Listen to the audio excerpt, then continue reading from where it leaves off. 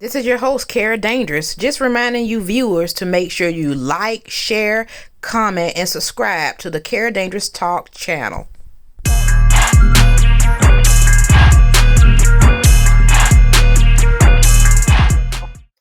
Hello, guys. Welcome to another episode of Kera Dangerous Talk. I'm so looking forward to this episode today. I'm speaking with somebody I call a dear friend, somebody I really like a lot, boxing trainer, boxing Hall of Famer, boxing commentator, Mr. Teddy Atlas. How you doing today, Teddy? Good, Kara. How are you? It's nice to see you. Always good to see you. See that friendly face, that good face. You can tell. People laugh sometimes when I say I could see you have a good face, you have good eyes. But for me, I always think that I can see good people, and it's I consider you one of them. Oh, well, thank you. That's such an honor. And, going along with that theme, at the start of my shows, what I do is give people their flowers. So I'm definitely going to give you your flowers today. So, what I tell my guests is to sit back, relax, and take your flowers. Are you okay with that? Yeah, I don't know about the relaxing part. It's hard sometimes, but but with you, I can relax. Yes, yes. Thank you. Okay, so here it is, Mr. Atlas. I have to say, you and I both worked at ESPN together, and I met you behind the scenes, just coming in when you were getting ready to go on Sports Center, and every now and then I meet people who spirit just goes with my spirit. We just automatically get along. It's just like play cousins, and that's definitely how I look at you. I mean, the first meeting that we had, I think we both just got along and we just automatically clicked. And then I researched more about you, and I knew that I knew about you, but then I had to learn more about you, and that's why I'm actually glad you're on the show today, so we can actually talk more in depth. But I just have to say that when I look at you, and I didn't know if I should say this, but I don't mean a murderer, but I know a killer when I see one.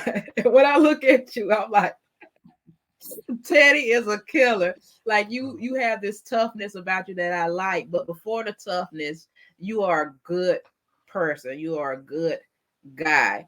And just a little bit about me that I have to bring in is, growing up, I played basketball, and basketball was one of my first loves. And a lot of times, I didn't get certain things, and I didn't get along always with my coach in high school. But one thing he told me, Teddy, is he said that I was the toughest player he ever coached. And that always stuck with me.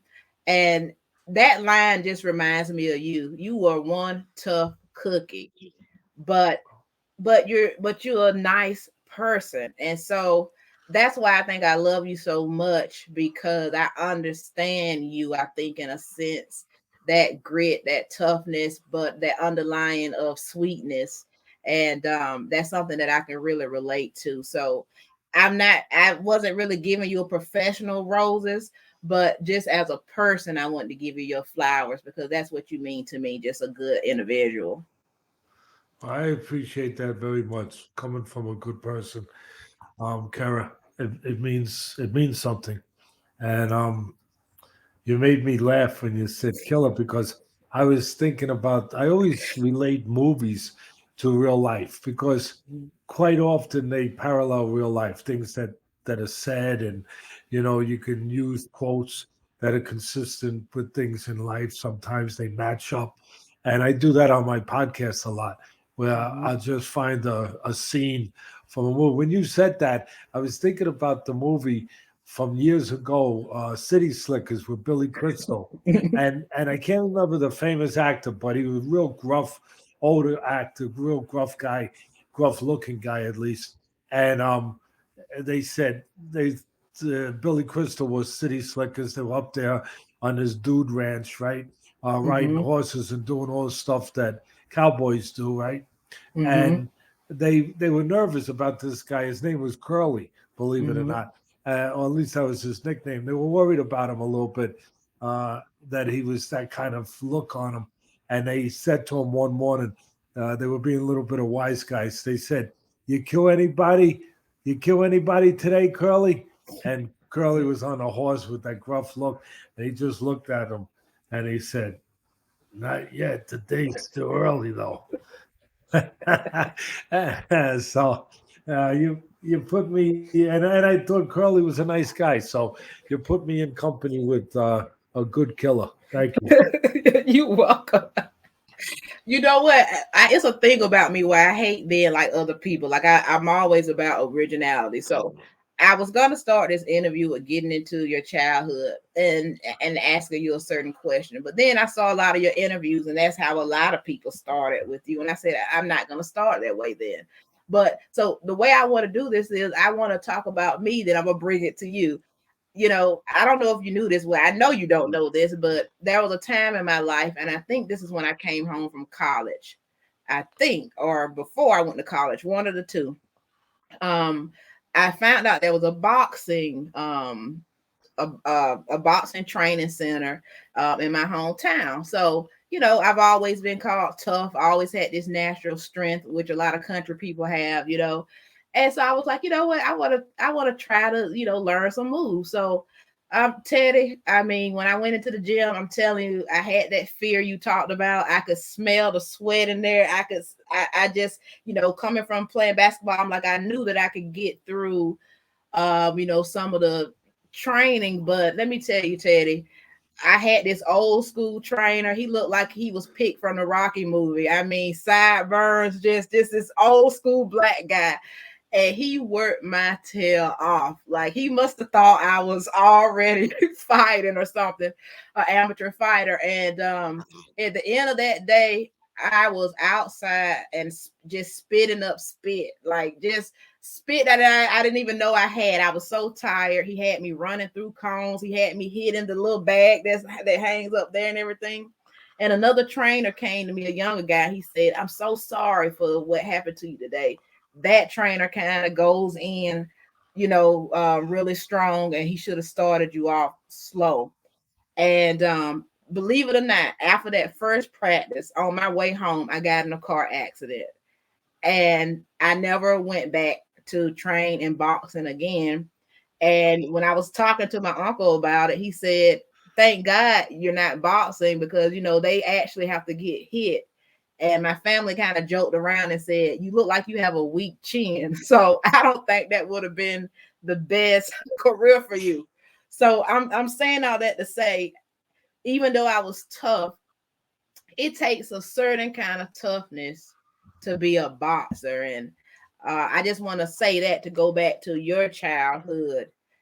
What was it about you that you feel made you take that path to want to be a fighter in the beginning of your career? Yeah, I didn't know that I wanted to be a fighter. I just got thrown into it, and it made sense because I I was in turmoil in my own life. I didn't have any direction, and I was just out there fighting, and I was fighting foolishly, in the streets and with everybody. And I had developed a bit of a reputation fighting, and in the school, I left school. I left high school. Uh, I I got myself this scar on the side of my face, which obviously I would have preferred not to have had, but it was part of the road that I wound up being on, that I wound up choosing. We choose our roads, and with the fighting and everything, it led to that. It led to other problems that were very serious, and me getting incarcerated. I was a lost kid, no excuses, and I was searching for something, obviously, and when people saw that I was fighting, there was a gym in my neighborhood that I was hanging out in Stapleton. There was a gym down in the Park Hill area, and we've gotten some good fighters out of there, actually. Kevin Rooney, Johnny Meadows, Al Told, they all won the Golden Gloves. Other fighters, too, since then have come out of that gym. And it was, at that time, it was just a laundry room in the projects on the first floor. I remember when it would rain, we would have to get the brooms out and sweep all the water into a hole in the ground. and sweep some of the mice in there with him. But they were fighters too because they didn't want to go in that hole. They didn't want to go in that I hole. bet. Uh, and I got into, you never know what you're looking for really when you're young. Um, but you're you're kind of drawn to certain things. You kind of I was drawn to go and hang out in the neighborhood on a corner.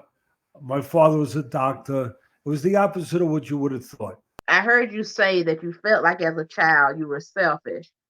Now, you had a father in the home who was there, who was present. He went to work every day, but you were still seeking attention. What was it? What kind of attention did you exactly need from your father that you weren't feeling like you were receiving? Just to be there. I had a special father. I had a guy that was you had to share him with the communities. You had to share him with the world, in my mind, because he was a doctor that went down and took care of all the people that didn't have the ability to get proper care, proper medical care. The people that if they didn't have insurance, back and again, I said it earlier, back in that day, you got to remember there were no HMOs, there was no things called Obamacare. You either wound up in a clinic, which wasn't always a proper place to get healed, quite frankly, or you had a doctor. And my father took care of all the people that didn't have the ability to afford a doctor and proper care. And so he went out and took care of all the people that, you know, weren't able to take care of themselves. Wherever it took him, the projects everywhere, to all the low income areas. He was the man. He was the guy that did house calls 24/7. He didn't charge for house calls because these people didn't have the means to pay. They didn't even have the means to get to an emergency room sometimes. Uh, and that's one of the reasons why he was always available at a phone call to his answering service. He told his answering service, call me when a patient is in, an emergency situation. Don't tell them to go to the emergency room. Don't tell them to come in Monday. Even if it's the weekend, call me. And my father would get the call and he'd go out and do a house call. And I don't know, 8 years old, 9 years old. I saw this, and I would go and get dressed too. And I would think I was going with him. Sometimes he let me go. Sometimes it was too late. He didn't let me go. But I would the way I wanted to be around them. The only way I could be around them was go to the office, go on house calls. So I did. And as I got older, it wasn't enough. I was just too stupid, too ignorant, I guess, thinking only about what I needed, what I thought I needed, what I wanted. And, he provided everything, but he wasn't there. And I wanted him to be there, I guess, to play baseball and all that stuff. I don't want to sound corny. I don't want to sound dramatic. I don't want to sound needy. I, I guess what it showed me, you don't have to be poor to be poor. All right. If I learned anything, it's got nothing to do with economics. It's got to do. I know there's poverty, but there's different levels, there's different forms of poverty. Poverty can come in the form of just not feeling that good enough about yourself, about having the people around you that you want to have, uh, and the support that you want to have. And as a kid, I saw that he gave that support to everybody, and I was proud of him. That's why I wanted to be around him. He was special. I recognized he was special. I mean, I used to follow guys like Willie Mays, Mickey Mantle, Willis Reed, and they were special, but they weren't my hero. I didn't even know what a freaking hero was. I couldn't articulate that to you, but I knew that this guy named Dr. Atlas, he was, if there was such a thing as a hero, and I could identify such a thing as a hero, he was it. He was it. He never slept, in my kid's mind, because he was always getting up when he got a call and he's going out to do house calls. He left early, came home late. He was sick. He still went to work. I didn't know what he was doing when he was putting a little white tablet under his tongue when I was a little kid. I found out later that it was nitroglycerin. It was a nitro pill. His heart was skipping. So, but did he stop? No, he took a little nitro, bang, he was in office all day long, in the house calls, in the senior citizen homes, wherever it was, where the need was. I wanted to be around that guy. When I got older, I don't want to say I resented. I didn't understand. It wasn't just proudness anymore. Now it was like, where is he? And the only place in my mind that where you could get him was to go to the places he went to, places where there was sick people, fractured people, troubled people, injured people.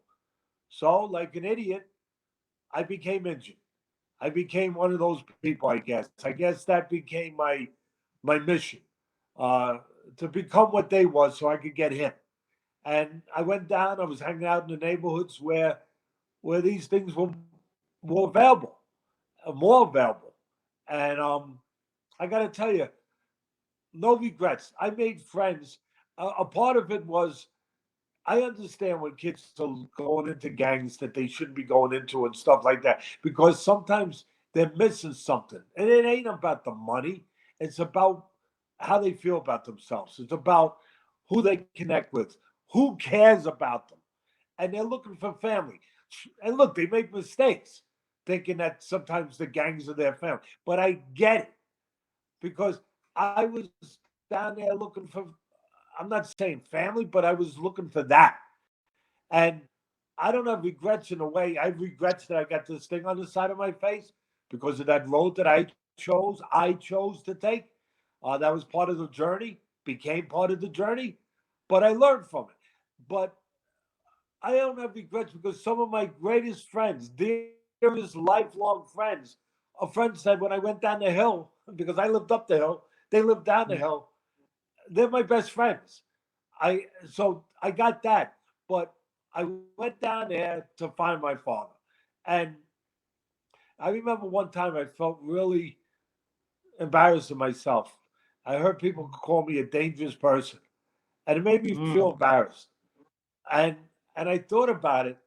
How can I be a dangerous person when I got a father who does nothing but save humanity? He's like a guy that doesn't wear a cape, but he does everything the guy with a cape does.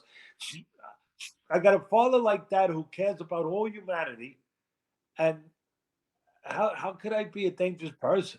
And I realized as I got older, I have a half a brain. It developed a little bit, and I realized I was righteous. I started to understand what righteous meant. In my mind, I was doing what I was allowed to do and should do because I was searching for my father, because I was searching for that connection. I was searching for the same attention he gave other people. And that made I was on a righteous quest in my freaking mixed up head. And that made me dangerous. You know why?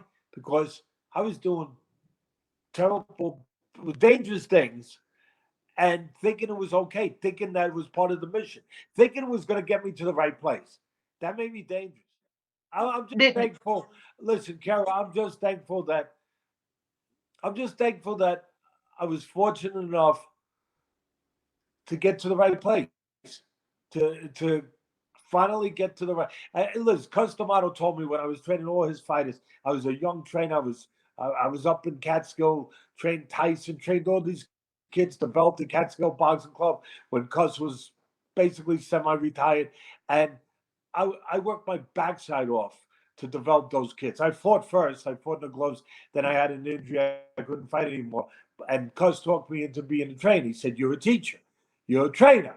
All right. So I felt I owed him. I wound up finally listening to him, and you know, uh, training fighters, uh, and being very, feel very connected to that, very responsible to these kids that that became my responsibility uh, to train them, and I I understood uh, what what Cuz meant when he when he would say, "You could have the greatest in the world, but if they didn't feel like Mhm. they were deserving of being a champion, then they can never be a champion." And part of that is connecting with things that are difficult to connect with, difficult to understand. So Teddy, this weekend is the UFC 270. Ngannou versus Guan. Now, this is the first time in the case for Ngannou since the last March taking the UFC heavyweight championship. Now, Guan is currently undefeated and he claimed the interim heavyweight title. And both men, possess championship heavyweight belts, even though Ngannou was quoted as saying that he doesn't recognize Guan's belt and that he is the undisputed heavyweight champion and that Guan's belt isn't legitimate. It is a replacement. So that's a lot to say. What do we have to look forward to for this weekend's UFC bout? Well, Ngannou is correct in the way that he's the legitimate champion. He won the championship against Stipe, who's probably considered the greatest heavyweight UFC heavyweight champion of all time. And obviously, the door is still open for somebody else to come into that room and become the greatest UFC champion of all time. And Gane is a guy who could be in that conversation. Gane is a guy that could be, but it depends on longevity. It depends on what they do throughout the rest of their career. Stipe Mihovic, who Ngannou beat for the title, is a guy that does have that kind of longevity, that he is considered the greatest heavyweight of all time in the UFC up to this point. And Gane beat him. He lost to him the first time, and then he improved over 3 years. He improved his technique. He improved his mental status, and he knocked out Stipe in a very, very impressive way. And Ngannou is the champion. Uh, he, because of the politics and because of the politics in boxing, UFC, and everything. Uh, he didn't defend the title.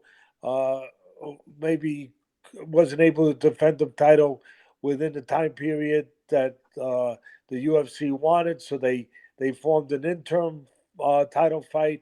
Gane won that. Wait, Gane won the title during that period, and so he's the interim champion. But again, the linear champion, just like Tyson Fury in boxing, is the linear champion because he won it from the man. He took the Mhm. title from the man who took it from the man, and that's same thing in UFC, same thing in boxing. That you go by those connections, by that lineage. So Ngannou's the champion. He's a very big, strong man. He's got a great story of overcoming life, getting to where he was homeless. He comes from Cameroon. There's a lot of poverty. Uh, he's hope for people there. I love his story. I love the fact that he could be like a Pacquiao. He could be like a Muhammad Ali in certain ways, where he can give hope to people. He can represent people that don't have representation, people that are looking for somebody to lead them, somebody to tell them it's going to be all right, somebody who can give them that kind of hope, that kind of belief. To me, that embodies a champion. That Yeah. makes you a champion of not just your physicality, not just the results inside the ring or the octagon, but when you can go beyond that, when you can go to the point where you can touch people, lift people, raise people that kind of way. And Ngannou's in that position where he's trying to do things in his home country to give people hope, to open up training schools where kids can follow his dream. And just like I said with Pacquiao, you know how many people in the Philippines in poverty that they had hope because Pacquiao represented them. Pacquiao, when he got in the ring, they got in the ring with him. Yeah. And to me, when you have that kind of connection, that kind of person that happens to have a belt, you got something special. And Ngannou, in the other dimensions, he's special. He's huge. He's a big, strong. I always say when I was calling all the fights at ESPN that punches are not made; they are born. You were Mm. born with that kind of power, and and Gane was born to be a puncher. He was born with power. He's a big, physical, athletic guy. It's extraordinary to see somebody his size that can throw kicks to a man's head. But he was raw. He was raw. He was undeveloped in a lot of ways 3 years ago, and that's why with all the physicality in the world, and he had all of it, doesn't mean you're going to win if you don't also have the technique to allow you to use that physicality within the realm that it needs to be used. And that's why Stipe beat him the first time. But during the 3 years, the interim of that first fight and the second fight, the rematch, he got better. He Mm-hmm. developed. He got better technically. He got, as I always say, he got a delivery system. He even caught Stipe with a counter left hook. Who knew that he would be able to do such things? But there's still room for development. And I'll tell you right now, he's going to need that development because with all his physicality, with all the power, I mean, he has all of that. But Gane is more developed. Gane is not physically as strong. He's a big guy too, but he's not Mm-hmm. as strong. He's not nearly as physical in those dimensions, but he is developed. He is elusive. He is he's a guy that's very dimensional. He's a guy that could be a nightmare for a guy Mm. like Ngannou, who is stronger, who is bigger, even though they both got good size, but comes up a little bit shorter in the areas that I'm talking about. Because that's why they call my sport, boxing, the sweet science. Mm-hmm. Because it's about the science. It's about the how you, the skills that go along that you develop to use whatever physical abilities you have, to use it to the utmost. And Gane has those skills developed. And Gane, for me, it's still a work in progress. And he's got a very difficult assignment in Mm-hmm. front of him with Gane.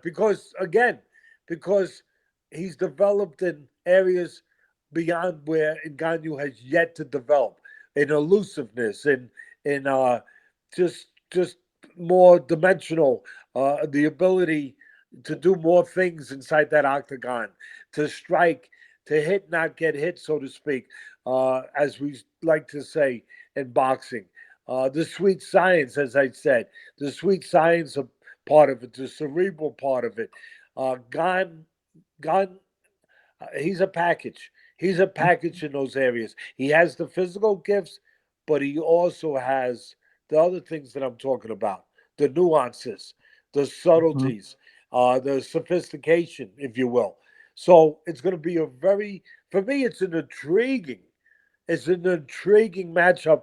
And I hope he's been on my podcast, Francis Ngannou. He's a special person. And Mm-hmm. I hope that he has developed to the point that he needs to be to meet this challenge. And because I don't think it's going to be enough just the physical side.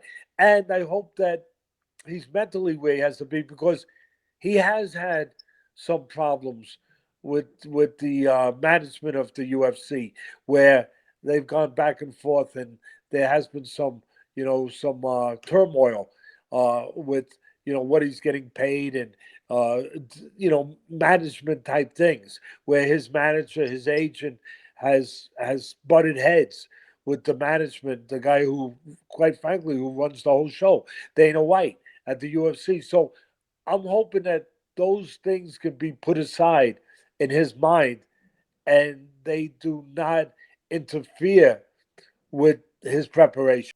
Now, at first I was gonna say you sound like you're on the Gwandu side, but do you have somebody that you clearly are thinking that's gonna pull through in this match? My heart is pulling for Ngannou I don't know the other man. He could be the greatest man in the world. He comes from France, but I know Ngannou. I know his road. I know his travel. He was homeless actually over in France. It's very interesting. He's fighting a guy from France. He was homeless in France. That's where he went, and that's where he wound up becoming and starting to become a UFC fighter, training over in France. And as I said, he went through a period where he was homeless, but he never stopped. He never stopped moving forward. He never stopped trying. He never stopped chasing his dream. He never stopped finding a way, and I appreciate that. That's how champions are made. He made himself a champion. This is my heart's for him. As I said, the other guy could be a great guy too. I just don't know what I know about Ngannou. And he's been on my show several times. But I think that Gane, I tell you, it's going to be a very difficult fight for Ngannou. If he doesn't catch him and hurt him, it's going to be it could be a difficult night. And I think he needs to use the jab, the most simplistic of all our tools in the combat sports. The jab. The jab that can set distance, control distance. It can help you with defense. It can be a delivery system. It can set your offense up, your other offense opportunities. It can set it up. It can control the rhythm of the fight, the pattern of a fight. I think it's very important that he doesn't just go looking for what he has, which is power. If he does that, he could go down a slippery slope. I think he needs to use the fundamentals. He needs to use the jab to set up the power and to control Gane, not allow Gane to get in control of the rhythm of the fight. I think it's very important he does that. I think that I would suggest he lowers the sights, kind of like you would on a firearm. You lower the sights to a different area instead of the head to the chest, because he might find the head difficult to find with somebody as smart as Gane and as elusive as Gane can be. And if he lands on the chest, he can disrupt Gane. He can land something. He can control him. He can, he can keep him. He can keep him where he wants to keep him a little bit. But if he throws to the head and he misses, he can make himself vulnerable. He can expose himself. So I think strategy is going to be obviously a big part of it. Um, I think he should also use feints where Khan is a good counterpuncher. Feint him a little bit. Let him think something's coming when it's not coming, and get him to show what he's trying to do. Show his defensive move too early, prematurely, or show his counterpunch that he's got set to try to walk into.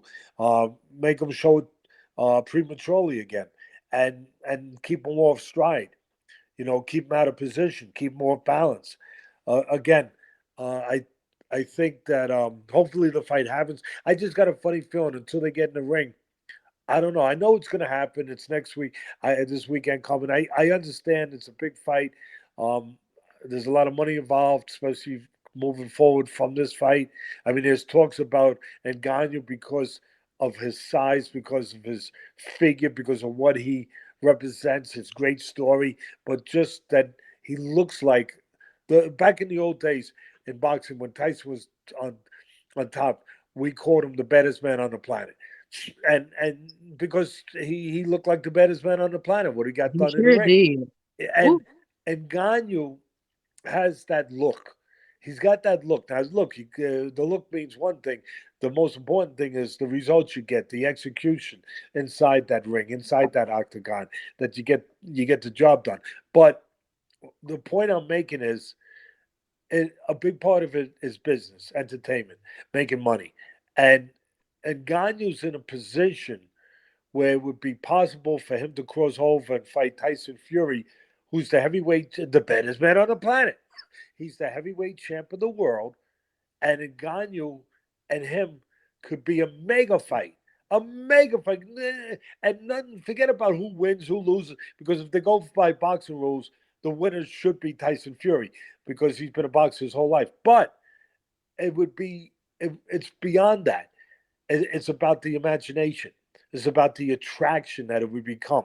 You remember the Rocky movie where the trainer for Rocky, the first Rocky movie, and I love to use little things from movies because sometimes I think they parallel things in life. And in the Rocky movie where the trainer for Rocky, they were getting ready to fight. They were getting ready uh, to fight. Obviously, uh, Sylvester Stallone. What was his character? Uh, Rocky. yeah, Rocky. But Balboa. So they're getting ready to fight Balboa, and they're just looking. They pick Balboa. They pick Rocky Balboa because it could be an attraction because people be interested. He's a big underdog, all that stuff. But Apollo Creed, he who really was supposed to represent Muhammad Ali, he was, he was unbeaten, and it was supposed to be just, just a slam dunk, a layup. I mean, just show up, knock him out, and get another paycheck, and just move forward. And he was he was going through the promotional stuff, and his trainer, they were going over stuff with the promoter in the office, and his trainer was watching a video clip of Balboa hitting the meat that was hanging in the freezer. Remember that? And Yeah, I it's do. I remember that. yeah, it was crazy, but it was a movie, and it got people's attention, and and he's hitting the meat and he's breaking the ribs and he's got blood all over his hand wraps, and it's the publicity thing, all that, and the trainer's watching it. Apollo Creed and the promoter just doing business. They don't give a damn. And yeah, we don't care. And the trainer's watching. The trainer says to Apollo, "Hey, Apollo, you better come over here and watch this. This boy is pretty serious. This boy's taking Hmm. this serious." He goes, "I think you should come watch this." "Ah, don't worry about that. I ain't worried about that. There ain't nothing to worry about, you know." And that's that's kind of what's at stake here. That Ngannou, you know, he's in position to cross over and maybe be involved in $100 million. I know it sounds crazy, Hmm. dollar fight if they could make him and Tyson Fury. But before he can get there, he better pay attention to Gane. And I'm sure he has. I'm sure he has. But I wouldn't be the reason I needed to set that up. I wouldn't be shocked if this fight didn't happen. And look, I don't know nothing. Hmm. I haven't heard a damn thing.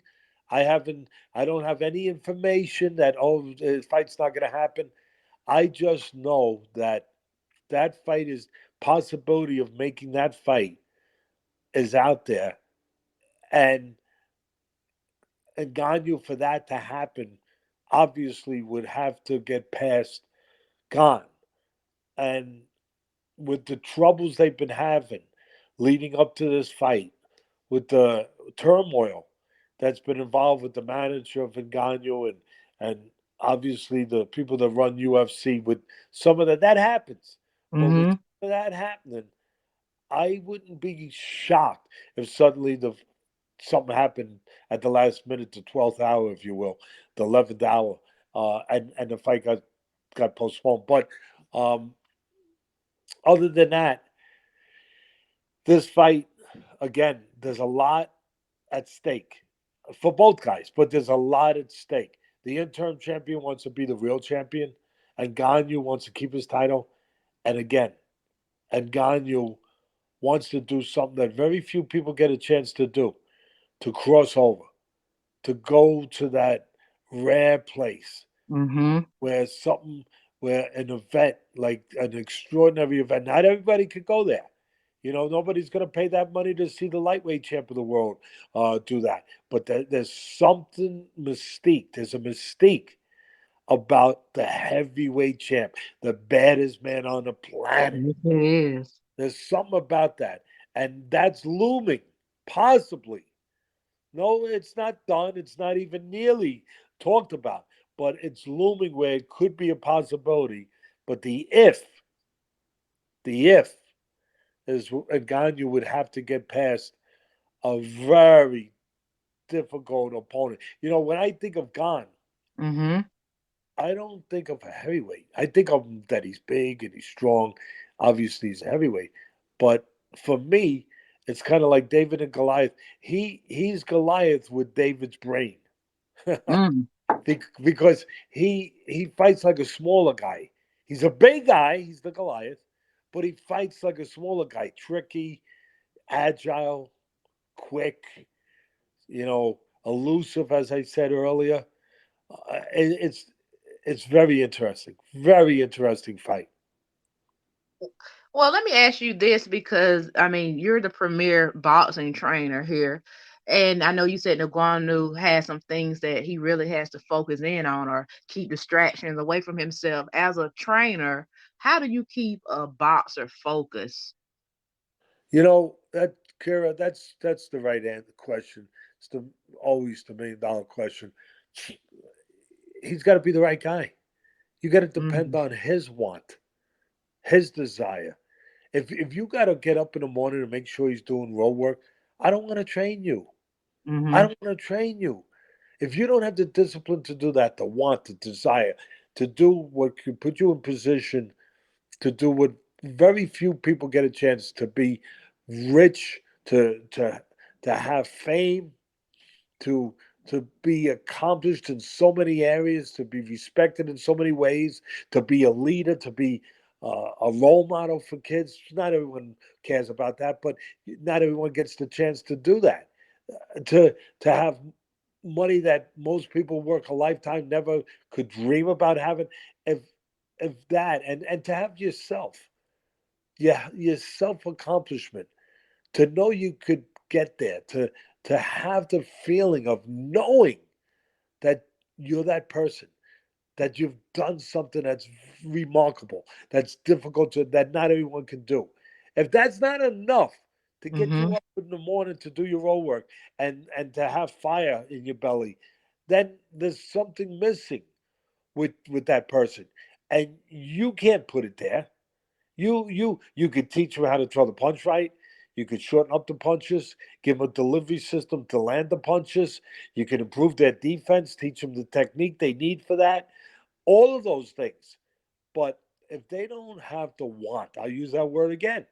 If they don't have the desire and an understanding of what they have an opportunity to do, the privilege of having that ability, the privilege of having that opportunity to be in a very special place that most people can't even dream of. If Mm-hmm. they don't have the desire to have that, then you're wasting your time. You know that old saying, you can lead a horse to water, but you can't make him drink. I mean, I sure do. these sayings are there for a reason. Yes. They speak truth at times. And again, if a person doesn't see that, listen, don't get me wrong. You can clear a person's head. You could be a, you could be a surrogate parent. That's what trainers Mm-hmm. are to a fighter. You can be a person that is a mentor. You can be a person that's a psychiatrist. A psychiatrist. That's what trainers have to be. Uh, Mm-hmm. you you can straighten them out, talk to them, explain things, educate them. All of that. But at the end of the day, you you can't put that want, that desire there if they don't have it. If they haven't have found a way to have it, you can't. And I'm not ashamed to say, people say, "Oh, gee, I tell you, you said that you, oh my God, you wouldn't get up and make sure the guy runs in the morning." No, no, I'll go in the gym. I'll tell him how much to run. I'll tell him what pace I want him to run at. Uh, I'll be in the gym teaching him the things he needs to do, and how many rounds he's got to go, and who he has to spar with, and improving and correcting the things he does wrong. I'll be doing. But if I have to be there peeking at him to make sure that he runs when it's for his benefit, well, again, there's something wrong. There's You don't want something to missing. babysit, it sounds like, Well, and the fighter well, got no, to meet you it's not more than just a matter. halfway. But Kira, it's not just a matter. of not wanting to babysit. I'll babysit if that's what you want to call. I'll be there. I'll put my time. You're supposed to put your time in. You're getting paid. I'll do all of that, and I've done it my whole career. I've done it for almost 50 years. But if you have to, I'm not talking about being in the gym, taking them through the motions of a workout, and directing them in the right way, and correcting their technique and everything else, and helping them with their mindset. But I'm talking about if you have to go and you have to witness that he's going to go and do something that is his job to do, something that's beneficiary to him, that is so basic. If that, in other words, you got to force him to get up and run.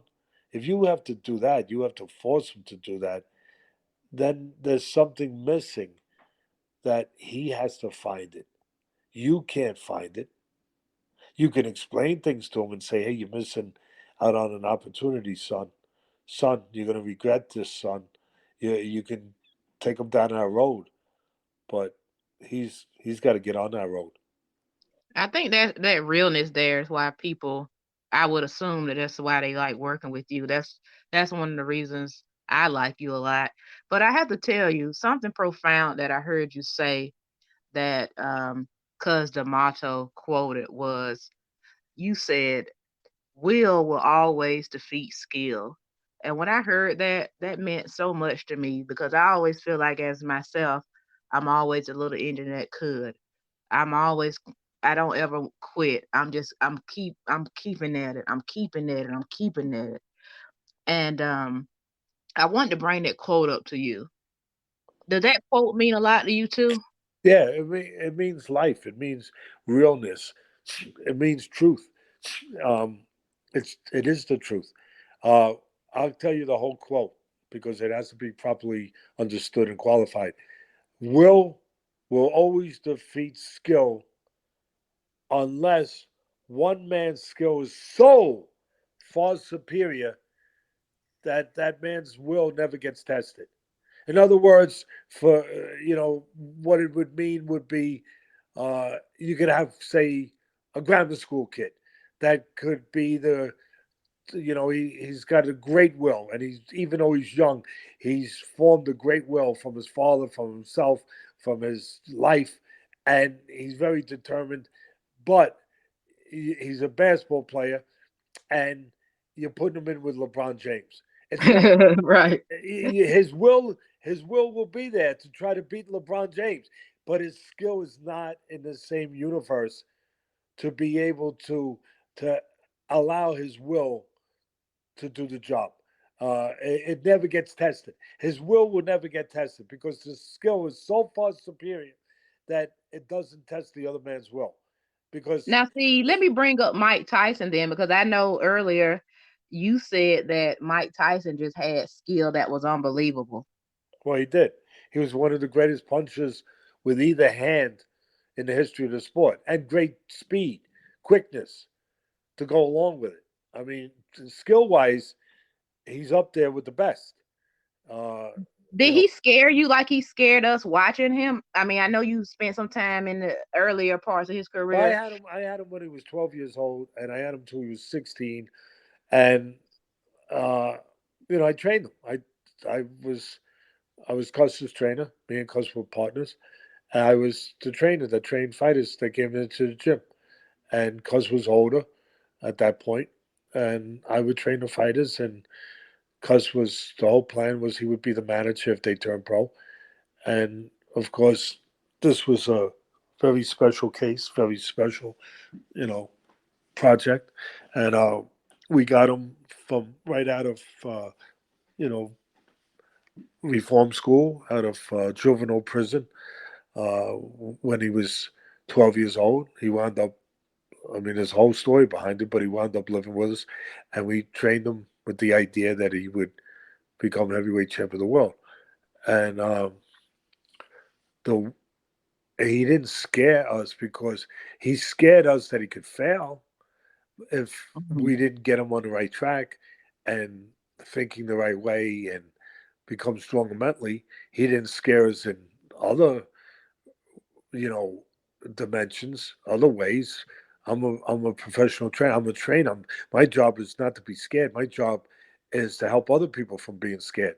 My job is to decipher things for somebody who might be scared, to show them how to overcome their fears. And Custard's job is the same, not to be overcome by our fears or to have those fears. It wasn't a matter of scared. We were there to help them. We weren't there to be afraid of anything. We were afraid. The the only way that word fits about being afraid of him isn't in a physical way. It's in a way that he wouldn't achieve his potential. Scared of that. Scared that Mm-hmm. we didn't keep him on the track. Scared of that. Scared that if the demons in him uh, got control of things, uh, scared of that, that we had to develop them in the mental emotional area, a person area as well as a physical area. Physically, it was never a question. This kid was 12 years old. He was 190 pounds, at 12 years old, with no fat on him. I mean, he was in that way, he was a prodigy. In that way, he was Mm-hmm. special. There's no doubt about it. But in the mental way, he had to be formed. He had to be developed. He was weak, as we all are, but he was weak. It's funny you use that word fear because the fear was something that we all have to deal with, all of us, every day. And the ones who control it the most, they're the ones who can be the most successful with whatever their talents happen to be in whatever vocation they happen to be using their talents. The ones who can, you call it confidence, you call it belief, you call it maturity, but it comes down to fear. To control your fear, to control your doubts, call it anxiety, call it not being sure of yourself, call it insecurity. But it's all a cousin of that one guy, Mr. Fear. All of it. It all connects, whether you realize it or not. People don't like to use that word because it's a downer. It's a cowardly. It's attached to coward. It's you're a coward. You're scared. You're this. You're a punk. So Right. ignorance. Yeah, ignorance is out there. So people they don't want the connotation of that. They don't want uh, that touching them. So they ignore it. They push it away. Like somebody pushes away spinach at the table when they're a kid. They don't want it near them. They don't want they don't want to try it. But that's the danger because it's Well, I still going to asked be you there. that It's question still on going to be there. purpose. It ain't going nowhere. It's still going to be there, and it's still going to attack you when the moments come to be afraid. If you haven't learned to live with it, to control it, to understand it, it's going to overtake you. It's going to overtake the strongest people in the world. And to us, we had to teach this kid how to use his power. That was our job. But Mm-hmm. how to control his fear, his again, his doubts, or his insecurities. And that's the funny thing, because a lot of people think wrongly, but they think that they see somebody built like an Adonis, like a Hercules, like Tyson, Yeah. and with that kind of power. Oh, he's not afraid. What are you really? Really? So in other words, he's not human. He's not human. That's the biggest mistake. People think when somebody has that power, that ability, that physicality, that they're devoid of things that we all have. Fear. No, they're not. No, they're not. The difference is they have to learn to control it at a higher degree than the average person does. You know what, Teddy? You have so much sense, and I don't even know if you realize that. I listen to you in interviews. You have so much knowledge, and I just want to let you know your father is proud of you. I mean, you have more common sense, more wisdom than I think that you even know that you possess when I hear you talk. I mean, just trying to do this interview today, I mean, you have uplifted me. I can see how you such a good trainer. We went through the motions and we got it done. I want to say that I know you and Mike Tyson have had a somewhat a up and down relationship, and I don't want to get into it all. I know there was an incident a long time ago where you had to pull a weapon out on him when he kind of disrespected somebody in your family. And I know he responded and said he respects you because you're one of the people who help him grow as a person and as a fighter. But I want to ask you now because Mike Tyson has his own podcast and show, and it does well. And a lot of people have commended him on the fact that he is very wise and he asks great questions. And I think he's in a point of his life where you can really see his maturity. You know, he's married, he seems to be doing well with his children.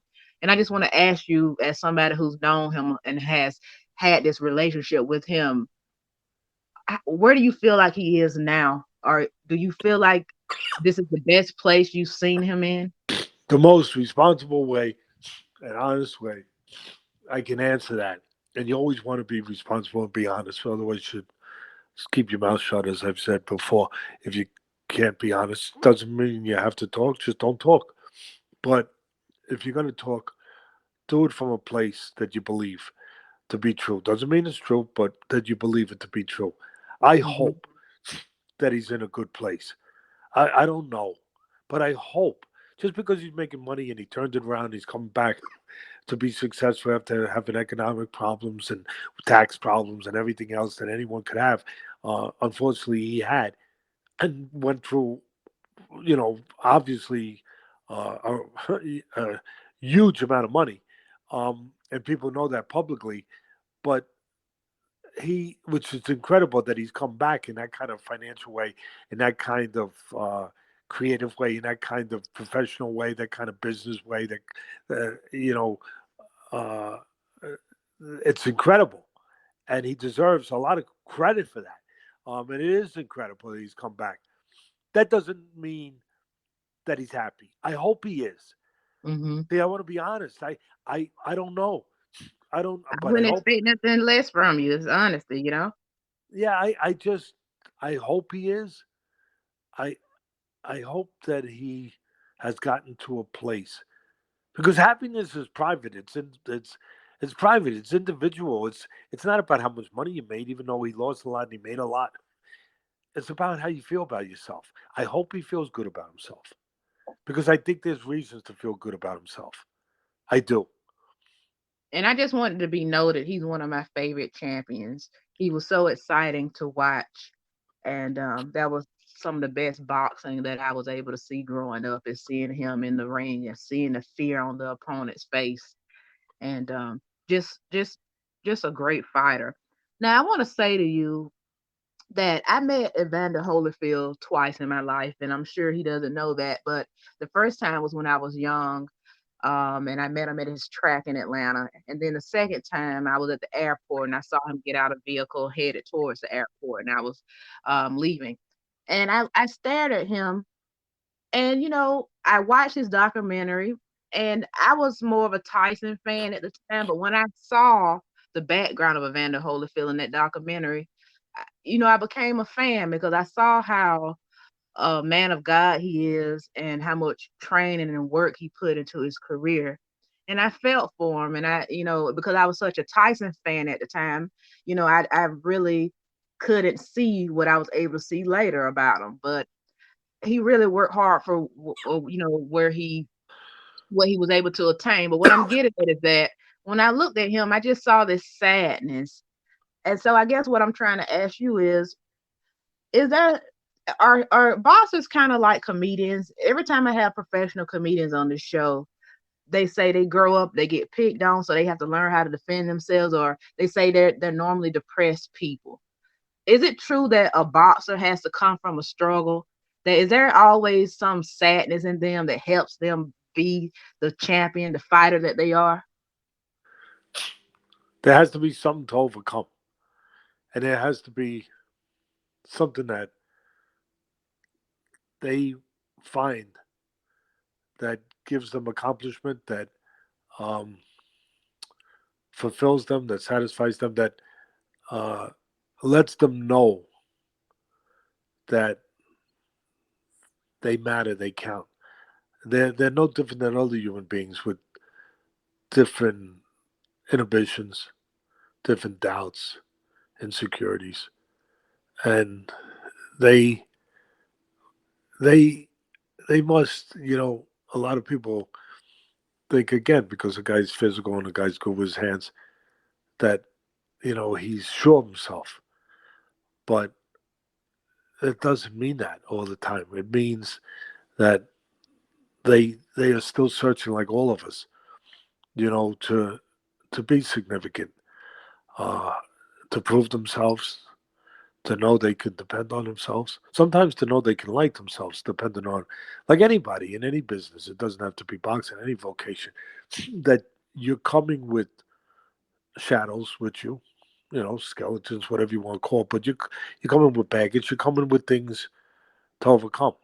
Um, but you know, a fighter wants that's he gets to a point where that stage, that place that's uncomfortable for other people becomes his haven. Bec- Mm-hmm. because I mean he's still scared, he's still nervous, but he learns to be comfortable in an uncomfortable environment, in a place of fire, a place of fear, a place of danger. But it becomes his place. And maybe there's other places that weren't his place. This is his place. His place. And it ain't a place for everybody. And Now, when, it's and there's a specialness in that way. Um, and and again, the the people don't realize, you know, that they are overcoming. They are pushing it. The ninjas come over the wall. The mhm. ninjas of no doubt, of fear, of everything. They come over the wall. They come over before a business meeting. They come over before a track meet. They come over before a basketball game. They come over before a teacher walks into the classroom to talk to her or his class. They do. And all different. It doesn't have to be fighting. It doesn't have to be fighting. All it has to be is something that there's a risk, an emotional risk. It doesn't have to be a physical risk, an emotional risk, something you're facing, something you have to overcome.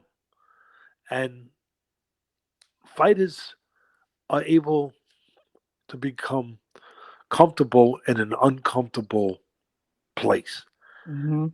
And they never the day that the fear leaves them is the day they would have to hang it up. Because that means that you wouldn't have the necessities to be prepared, to be aware there's something dangerous, to be on your P's and Q's, to be everything that nature and God, whatever you believe in, made you to be ready for something that can be dangerous. The day that you don't have that fear is the day that you don't exist in that realm anymore. That you don't have your most important friend, the thing that gets you ready. And fighters are no different than other people, uh, except that they have to deal with a higher form. They have to have a higher form of discipline that has to be exercised every day in their life, you know, to face the ninjas that come at all of us. They, you know, we get a reprieve from it in certain ways. A fighter practicing what he practices, having to get in the ring, there's less of a reprieve. There's no reprieve, and it's it's pressure. It's a lot to deal with, and most people will never feel that or have bear witness to what that actually is. When I need to know your point of view as a trainer. I said I looked at Holyfield and I think I saw sadness, but when I was at ESPN, I was in the mass control room and I had to watch this certain documentary over and over about Muhammad Ali when he was training in that cabin out in the woods. And it hurt me to watch it because it was when we talked about the guy earlier. He was getting ready to fight the guy who used to be his sparring partner. And Larry I Holmes, you mean? Larry Holmes. Larry Holmes, and he needed money, I guess, and that's the reason why he was still fighting. And they said that Muhammad Ali was taking these medicines, and you could tell that he didn't have the speed, and he was kind of sluggish, but he was still in there putting on a show for the children that was showing up in the media, and but you could see that this wasn't clearly the same fighter, and I could just see how it was setting off precedents for when he retired for him not to be healthy. As a trainer, when you're training these athletes, is it ever in your mind to preserve them? Do you ever say like, Yes, are that's your responsibility. That's part of your job. You know, you have to be honest with them. You can't let the ability or the opportunity to get another payday blur your judgment, or distort your judgment, or lie to you with your judgment. Um, that a guy could go on and fight when that day is past. The day passes for everybody. Day passes where an accountant can't be a great accountant anymore. Where a great speaker can't be a great speaker anymore. have you Where seen that be hard for a fighter? Have you seen a fighter that had a I've difficulty retired with fighters. that? I've retired fighters that still can make some money, but I retired them. And some listened, some didn't. But I retired them. I stepped away because I felt that they shouldn't continue at the point in their life that their skills had deteriorated to the point where it wasn't worth. It was my responsibility to tell them it was time to go, the time to stop. Responsibility as a trainer and as a man, as a human being. And I know that a lot of people will say, "Well, he's going to train with somebody." Well, then he'll train with someone else. But you have to stand by what you believe in, and you at the end of the day, you're not successful unless you're both successful. You're successful in doing your job, achieving your goals, getting him to be the fighter you want him to be. Obviously, you're both looking to make money, um, but you're not really successful if you go too long and the fighter stays too long and winds up being damaged, physically, mentally, obviously, personally, emotionally. But part of being successful is being able to kind of walk out of there together at the right time. That's part of the success too. And to be honest, obviously, and you don't get a medal for it. You don't stand up as a hero. Did you honest? It was part of doing your job, just like teaching a guy to throw the jab straight and to bring it back fast and to throw it from the right range so you don't get hit with a counter right hand. That's your job. That's your job. You don't get a medal for that. You're doing your job. That makes you a qualified trainer if you can do that, amongst other things. Well, part of it is also, to be honest, in those areas we're talking about right now. That's your job, and I think it's your job as a professional and as a person, as a human being, you know, as a man. It's Just a, it's, it's your responsibility. just a couple more questions here. Um, Teddy, what is your feelings on exhibition fights? Because I don't know why, but it seems like they are getting more popular. And sometimes I just feel like, okay, it's just a joke to me. Um, I don't Well, necessarily want to see fighters who out of their prime go at it. What's your thoughts on it? well, if you're talking, if you're alluding to Jake Paul and what he's doing, making money and stuff like that from the world of from the world of YouTube and videos, and now he's making money. Listen, it drives people crazy. The old timers would probably roll over in their graves. Sometimes people say it's not fair because there's accomplished fighters that fought their whole life. They're not making that kind of money. They're not getting these opportunities. But I don't go down that road. I say that if the market will bear it, if people are willing to pay it, if he's not hurting anyone, I mean, you go in the ring, you throw a punch, you could hurt, but you know what I mean, in a criminal way, in that kind of way. If he's not hurting anyone, breaking the law, if he at least respected the sport, which I think Jake Paul did, and he went out there and he got a trainer and he worked hard and He'd never be a top fighter, but he learned the basics the way he needed to, and he picked his spots pretty carefully to go in there, and he's developed a market. He found the market. There was a market out there. He had 20 million YouTube followers, and he found a way to take that and transition that into this business and make money. Isn't that the American way? That Yes. you go out there and you find a way to make money without hurting someone, without doing something illegal. That you find a talent, you find an ability. In this case, like I just said, you find a market, and he went and he did it, and he's doing it, and yeah, it's not conventional. Yeah, there's a lot of fighters who were never legitimate fighters that put their heart, soul, guts, blood, sweat into the business, and they're never going to touch that kind of money. But it's not because Jake Paul's stopping you from doing it. He found a different market. Hmm. It's not the boxing market per se. It's the entertainment market. He, you know, it's a phenomena. It's extraordinary. Um, what I look at it like the Matrix. He took the Matrix and he made it into real. He took the yeah yeah.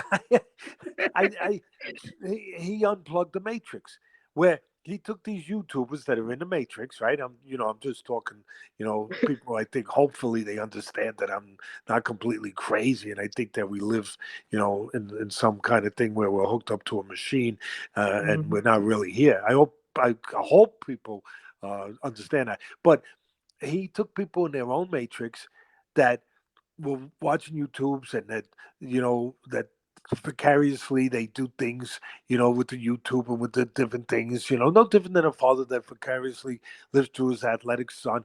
That he couldn't be that athlete, but his son could, so he lives through him. So they're now living through Jake Paul. Jake Paul unplugged from the Matrix. He went from the YouTube and he went into the real ring. He went into the place where the toughest people in the world go into. He went there, and all these nerds, and I'm not saying it in a disparaging way. I'm being honest. Hmm. I'm trying to make a point here. I'm not disparaging anyone, but that movie, the Battle of the Nerds, Revenge of the Nerds. The nerds. Can can you, Kara? The nerds are getting revenge. They are.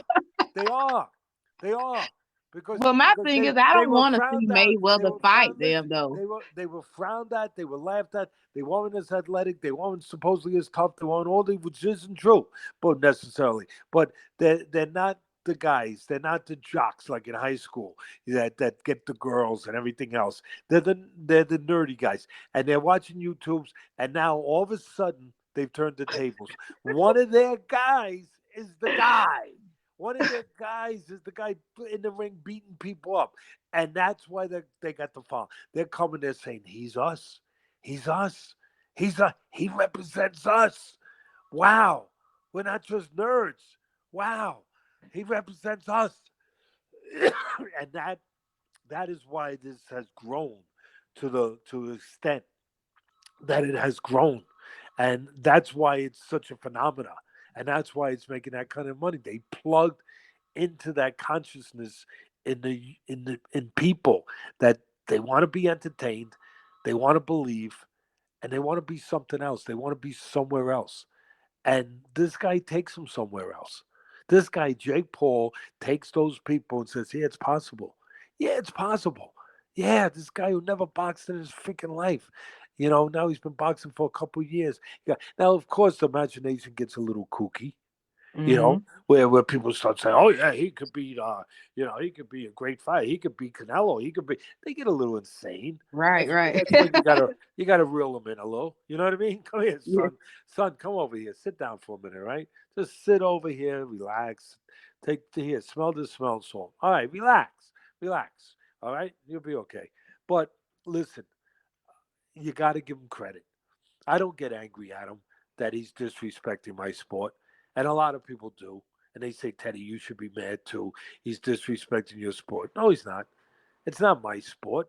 He's not thought of as the way we think of the fighters that fight regular for a living. He found a niche. He found a lane where he could do what he's doing and make money at it. in an entertainment business, and I give him credit for it. I recognize what he's doing.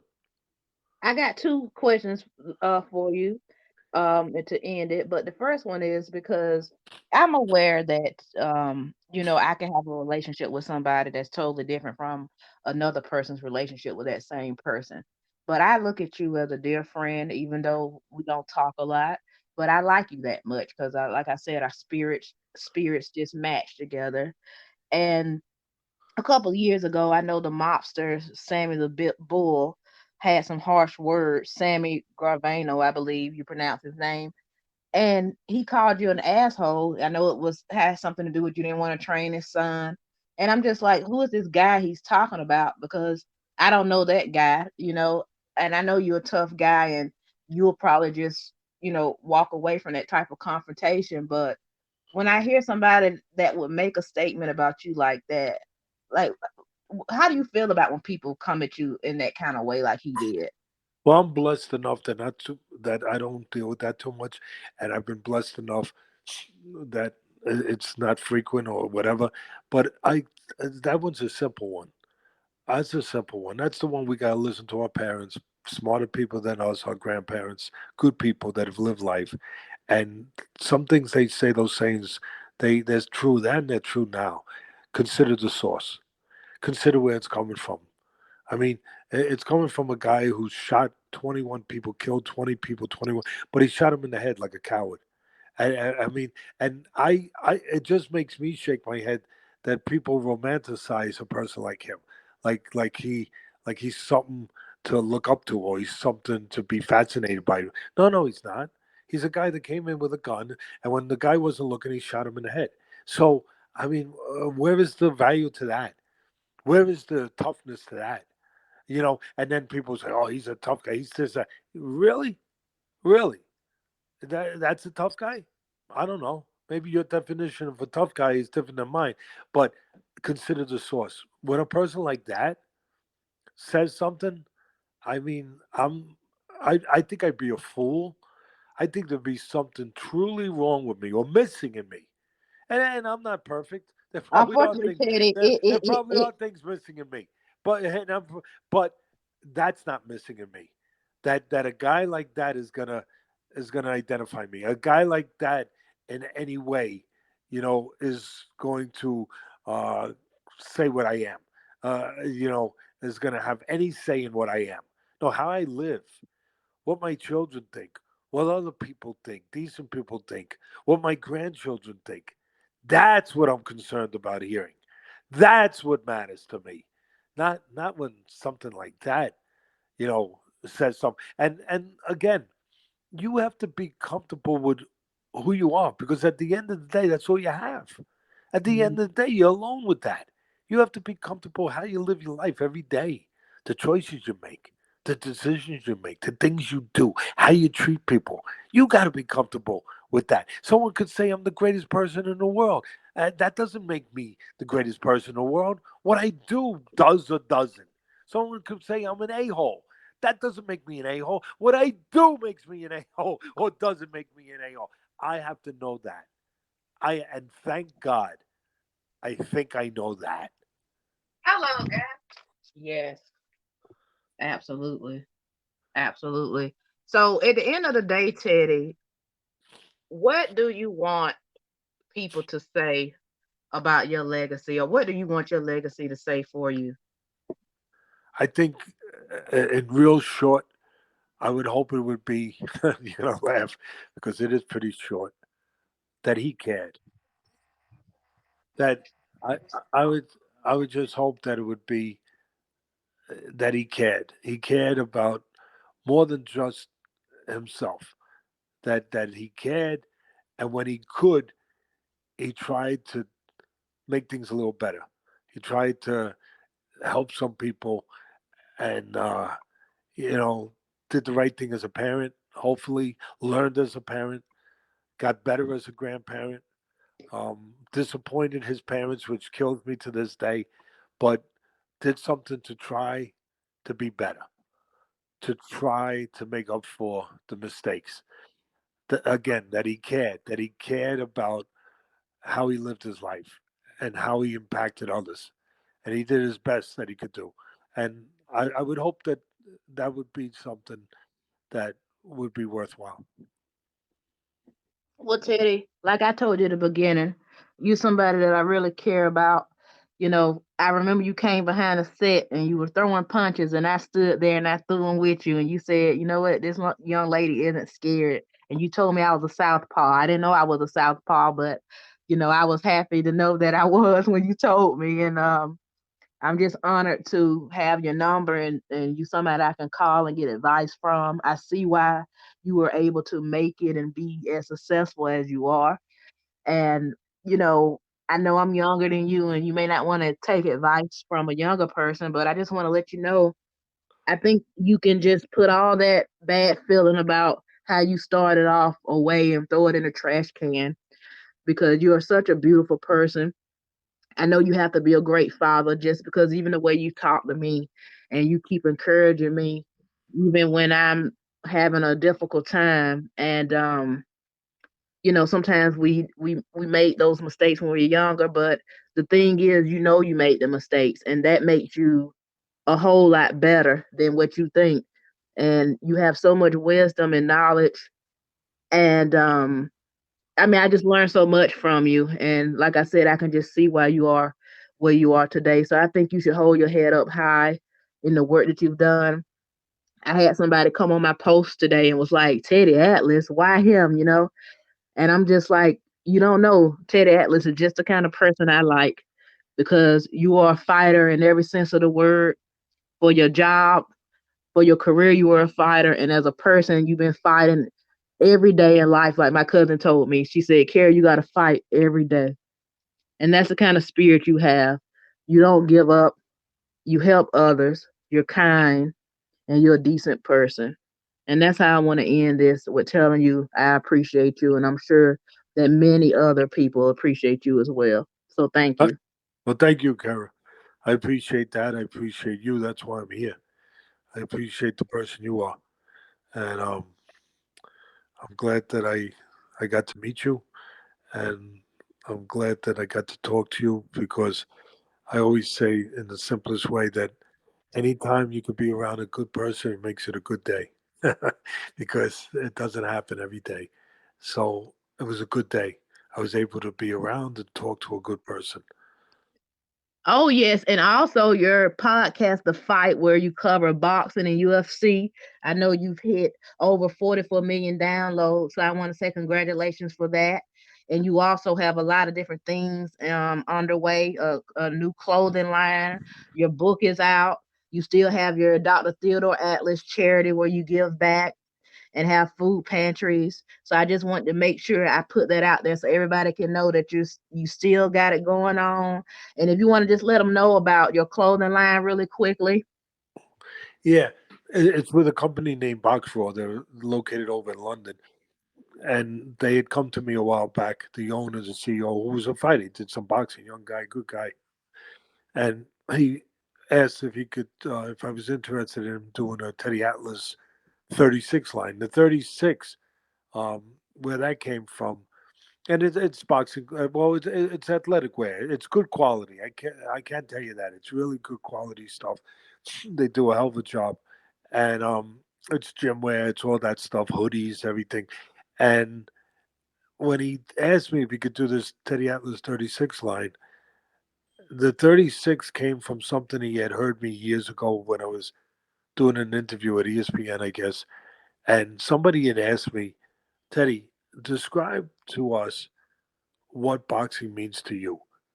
And so over the next 2 minutes, I basically said, well, for me, boxing means that the thing that makes boxing special for me is that no matter where you came from in life, in the world, no matter who your parents were, no matter your creed, your religion, your race, uh, anything, no matter how life had treated you, no matter how you had problems, no matter how many things you didn't have that you wish you had, no matter how unfair it might have felt that life had been to you at times.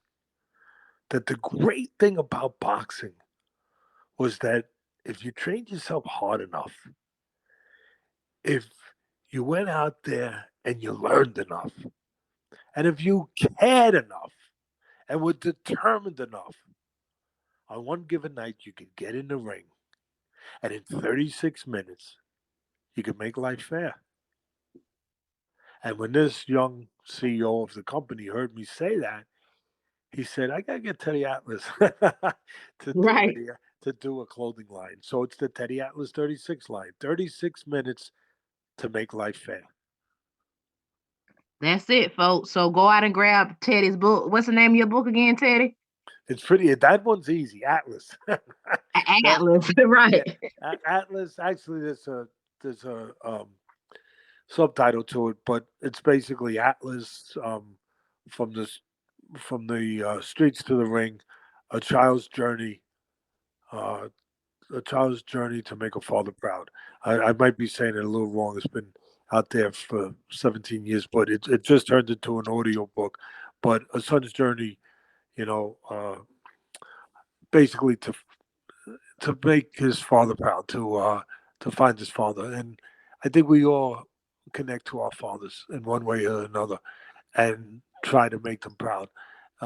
If we hadn't at some point, and I think we also look for the acceptance of a father. You know, mother too. Don't get me wrong, but I think with men, we reach we want acceptance from our fathers, and so the book, you know, everyone thinks it's just a boxing book. You know, it's a biography. It's about, but it's really about really connecting with your father, and how your life is, you know, is so involved in trying to get his approval, you know, at a certain point in your life, and it might even get you in trouble sometimes to take that journey to get his approval. But that's what the book's about, really.